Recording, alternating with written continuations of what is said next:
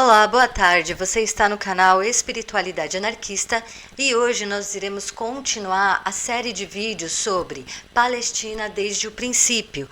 E nesse vídeo específico iremos falar da história de Abraão, Ismael e Jacó, que foi a narrativa utilizada pelos sionistas para justificarem a colonização da Palestina. Eu espero que vocês gostem, fiquem com a vinheta e eu já volto.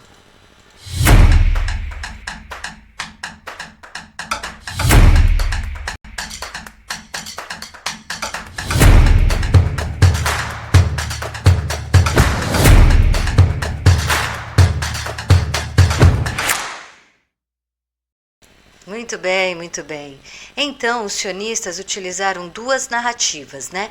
A primeira de que Deus deu a terra para eles da Palestina e também de que os romanos foram lá e colonizaram a Palestina e destruíram a mesquita deles e por causa disso eles mereciam a terra de novo por reparação histórica. Contudo, isso é um absurdo, né? É um absurdo de interpretação histórica e por isso eu nem vou adentrar isso.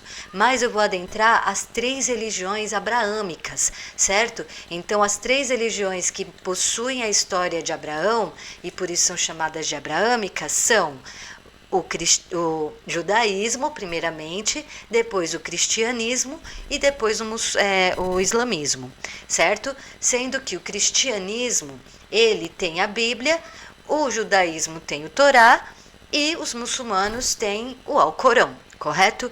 Aí, cada um desses possui a sua própria forma de hierarquia.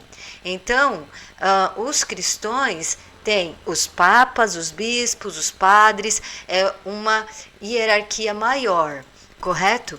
Já os judeus possuem os rabinos, que são as suas autoridades religiosas. E os muçulmanos possuem os imãs e os califa, sendo que eles são divididos entre os sunitas e os xiitas, ok? Então a gente consegue ver aí a hierarquização das religiões patriarcais. Todas elas são abraâmicas, então as três possuem em seus livros a história de Abraão e concordam com essa história. Então eu vou explicar para vocês mais ou menos como que foi desenvolvendo a história de Abraão, ok? E da minha perspectiva, claro, dentro do que eu já percebi, estudei e tirei de conclusão. Vamos lá. Então, em Gênesis 16, nós vamos encontrar a história de Abrão, sua mulher Sarai e a escrava de Sarai, a Agar. O que acontece? Abrão tinha 88 anos e ele precisava de descendentes, porque é algo comum daquela época. Mas Sarai não estava conseguindo engravidar e ela já estava com certa idade. Então ela chama Agar para ter o filho de Abrão. Abrão aceita a proposta, Agar também, e então Abrão engravida Agar, né?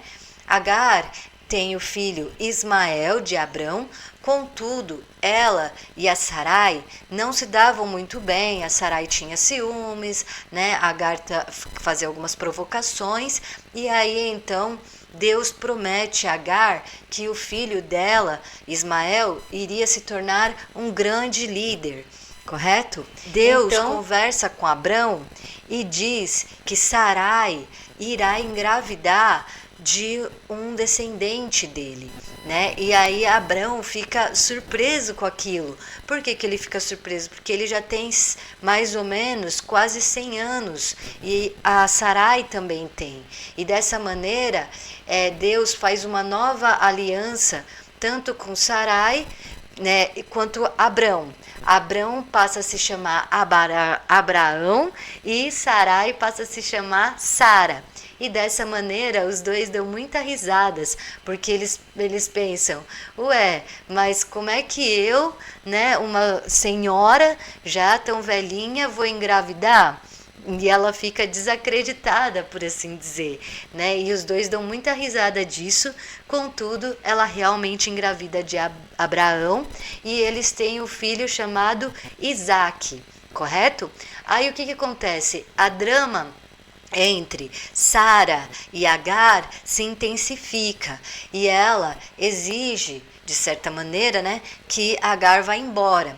E Abraão sem saber bem o que fazer, realmente dá aí umas coisas para Agar e para o Ismael para eles seguirem viagem, com a promessa de que Ismael seria um grande líder e que eles não precisariam temer, porque Deus já tinha preparado para eles um grande projeto. Certo? Então, o que acontece? Ismael tem 12 filhos, né? 12 filhos. Por que 12? Porque é a mônade das almas gêmeas. E é o 7/12 que representa o corpo de Deus. Então, Ismael faz a 12 tribos dos árabes, né? Ali daquela região. Tudo isso acontece ali na Cisjordânia, tá bom? Naquela região da Cisjordânia, mais ou menos. Canaã, que é onde morava Abraão.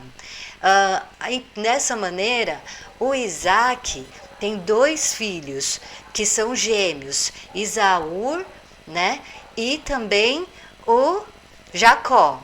Correto? Então, veja só. Enquanto Ismael, ele é o símbolo do islamismo, o Isaac é o símbolo do judaísmo, né? O Esaú e Jacó, sendo que o Jacó vai ter 12 filhos e esses 12 filhos vão fazer a tribo de Israel, certo?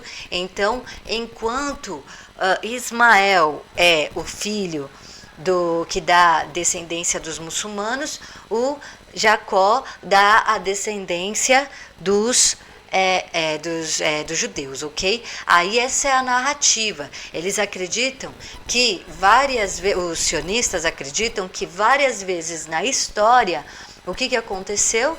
Jacó foi, Deus prometeu para Isaac e depois para Jacó as terras do Egito até a Síria.